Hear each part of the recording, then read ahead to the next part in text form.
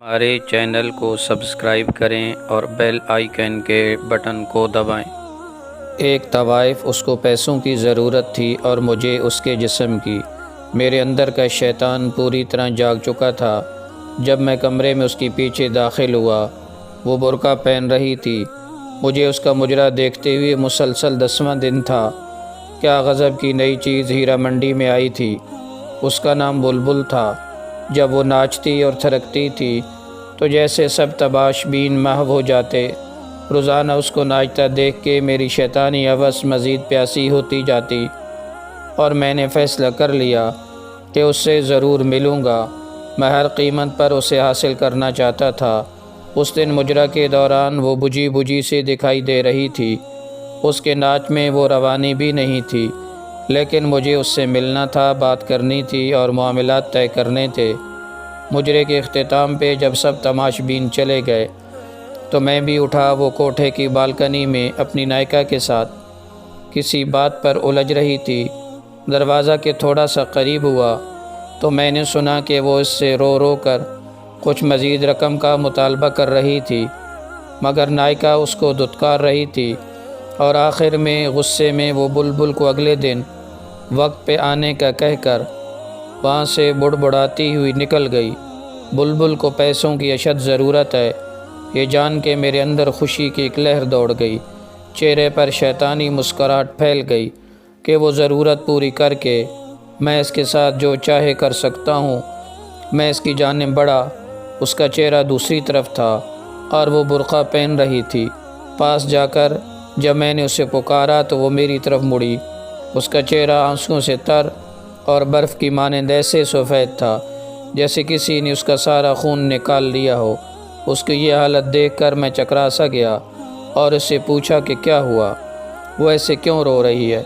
میری طرف دیکھتے ہوئے وہ چند لمحے خاموش رہی اور میرے دوبارہ پوچھنے پر گھٹی گھٹی آواز میں بولی، ماں مر گئی ہے کیا؟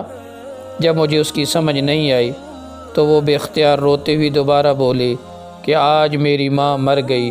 اس جواب سے جیسے میرے منہ کو تالا لگ گیا۔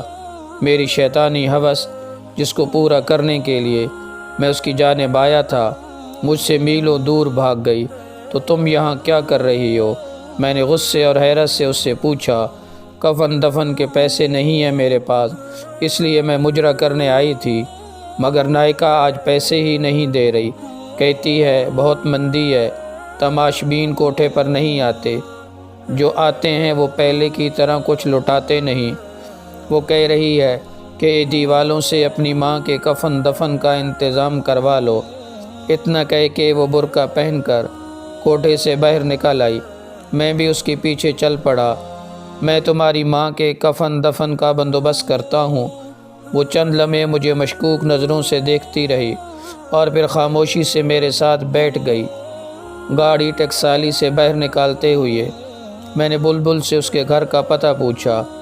وہ علاقہ میرے لیے نیا نہیں تھا، کئی بار میں وہاں سے گزرا ہوا تھا۔